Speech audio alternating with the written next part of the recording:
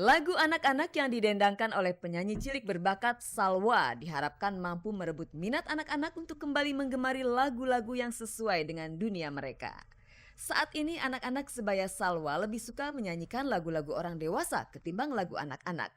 Bagi Dery Derajat dan Syaharani, fenomena tersebut cukup meresahkan karena anak-anak zaman sekarang terlanjur diakrabi oleh karya seni orang dewasa.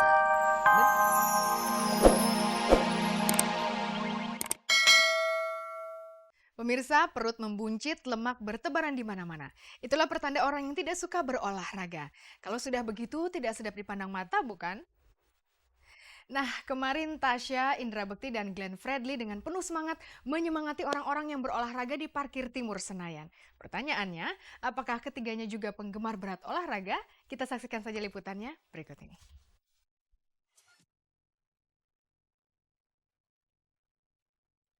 Di masyarakat perkotaan, aktivitas yang paling mendominasi ruang publik di setiap hari Minggu pagi adalah keramaian orang-orang berolahraga. Tengok saja di lapangan parkir timur Senayan, Jakarta. Kemarin lokasi yang jadi tempat favorit warga ibu kota untuk berolahraga ini semakin hingar-bingar dengan kehadiran Indra Bekti, Tasya, dan Glenn Fredly. Penampilan Tasya kontan disambut hangat oleh kalangan anak-anak, sedangkan para anak muda dan orang tua terpesona dengan penampilan Glenn Fredly. Namun di sini nampaknya pamor Glenn lah yang terkuat. Buktinya saat awak Gospot berusaha mewawancarainya seusai acara, para fansnya keburu sudah mengepung mobilnya.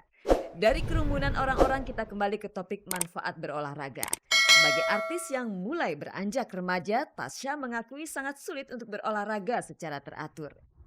Tasya sih suka suka aja ya olahraga tapi nggak teratur ya mungkin karena tempat fitnessku juga agak jauh dari rumah gitu. Ya palingan yang paling deket Tasya berenang gitu. Tasya udah lama nggak olahraga terus sekali olahraga misalnya olahraga di sekolah apa gitu suka pegel-pegel gitu badannya.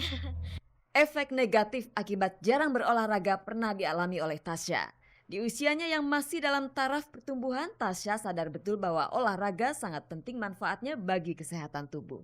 Oleh karena itu, meski dibelit kesibukan, Tasya setidaknya membiasakan seminggu sekali berolahraga. Tasya kan juga lesnya udah banyak juga di luar jadinya Tasya olahraga di sekolahnya kalau lagi jam pelajarannya aja gitu. Ya Tasya sih olahraganya palingan kalaupun fitness palingan cuman main treadmill terus Tasya juga berenang gitu. Di sekolahnya, Tasya mengaku bahwa ia tidak menonjol dalam hal prestasi olahraga. Akan tetapi, ia punya bakat cemerlang di bidang tarik suara. Untuk meraih cita-citanya itulah Tasya berusaha keras untuk tetap mengasah kemampuannya dan eksis di bidangnya. Biar eksis sampai ke depan mungkin nanti kalau Tasya mungkin tergantung sama label Tasya. Tasya juga buat album baru lagi tapi Tasya masih belum tahu kapan. Kalau Tasya masih menyempatkan sedikit waktunya untuk berolahraga, tidak demikian dengan Indra Bekti. Indra terhitung malas berolahraga. Setahun lalu ia pernah mengikuti program fitness, tapi lantaran ia lebih getol mengejar setoran, aktivitas fitness pun dia korbankan. Sadar benar ya, kita, yang namanya olahraga itu penting sekali karena ya paling tidak kita, jalan aja gitu ya. Tapi ternyata, kalau menurut aku dengan bekerja seperti ini tuh juga merupakan suatu olahraga ya karena kita, menghibur orang, kita ketawa-ketawa, ketawa aja gitu ya, itu udah olahraga tersendiri gitu ya walaupun mungkin tidak terlalu banyak menggunakan fisik. Porsi tidur Indra Bekti lebih besar ketimbang olahraganya. Meski ia menyadari dampak negatif yang muncul akibat malas berolahraga, Indra seakan tutup mata. Mungkin ia punya tips sendiri untuk hidup sehat. Meski begitu, Indra setidaknya dapat acungan jempol lantaran ia masih menyimpan niat untuk berolahraga meskipun kadar realisasinya sangat tipis. Semenjak dini aku akan mulai lagi berolahraga. Saat ini juga aku akan berolahraga. Tiap pagi aku akan lari, aku akan fitness, aku akan olahraga, minum air putih, semuanya. Mudah-mudahan.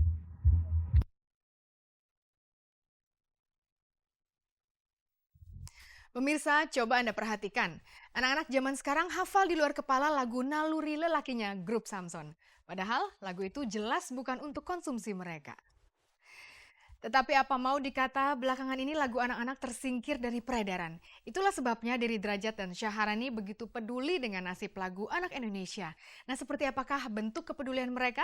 Kita saksikan saja liputannya, ini dia.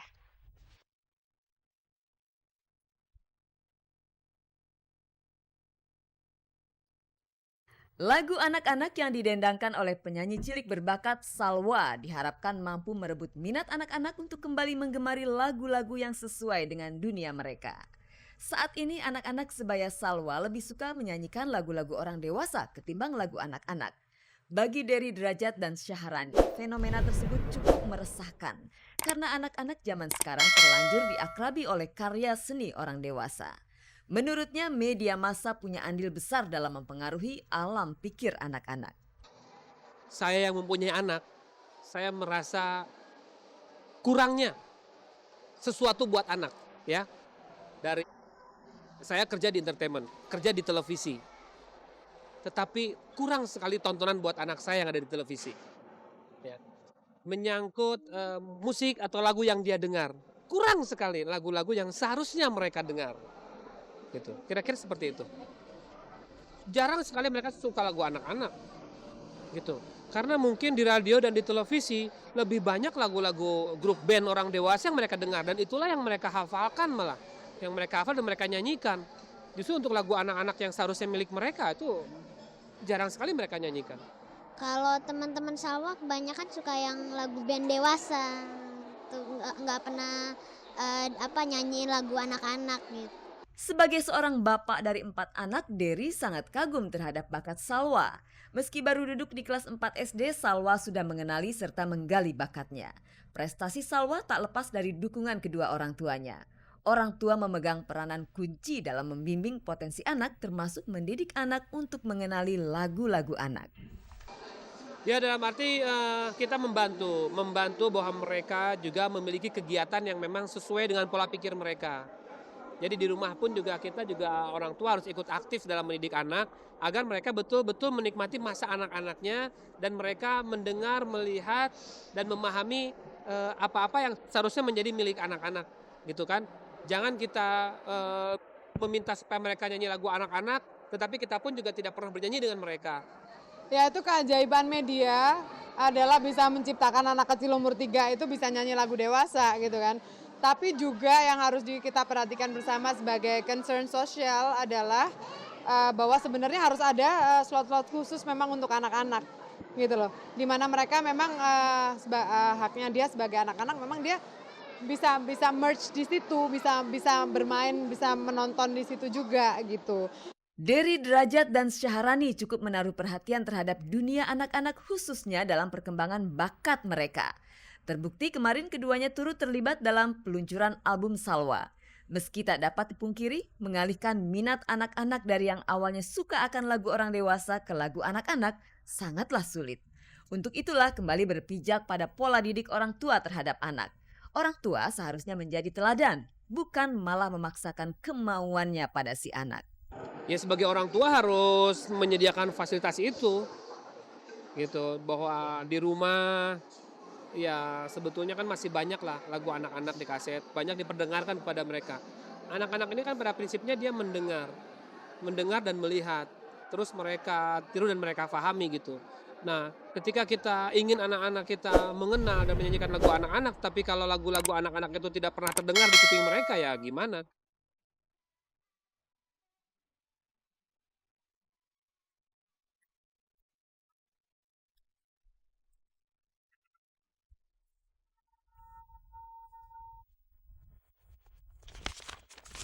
Pemirsa, saya punya 2 pertanyaan untuk Anda. Kalau Anda perempuan yang menekuni karir, apakah Anda masih mengerjakan tugas-tugas rumah tangga? Kalau Anda ibu rumah tangga, apakah Anda punya karir di luar rumah? Pertanyaan ini juga layak kita tujukan kepada Ayu Azhari. Soalnya Ayu merasa bisa mengerjakan keduanya secara bersamaan. Berkarir sekaligus menjadi ibu rumah tangga. Kita saksikan saja liputannya.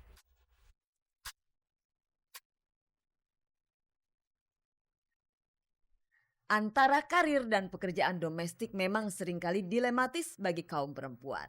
Mau fokus ke karir, rumah tangganya kedodoran. Mau 100% di rumah tangga, gantian karirnya dikorbankan. Namun Ayu Azhari berupaya keras untuk menghancurkan mitos bahwa ibu rumah tangga tak bakal bisa berkarir, sementara wanita karir tak mungkin merangkap sebagai ibu rumah tangga. Lihat saja, Isabel tak pernah lepas dari gendongannya. Padahal saat itu Ayu Azhari sedang melakukan pekerjaan di luar rumah. Profesiku tetap sebagai ibu. Suami dan sendiri- istri gitu ya. Jadi pekerjaan itu di antara itu aja, part timer job namanya. Sebagai aktris ya part timer. Kapan aku dapat kerjaan, aku kerjain, tapi tetap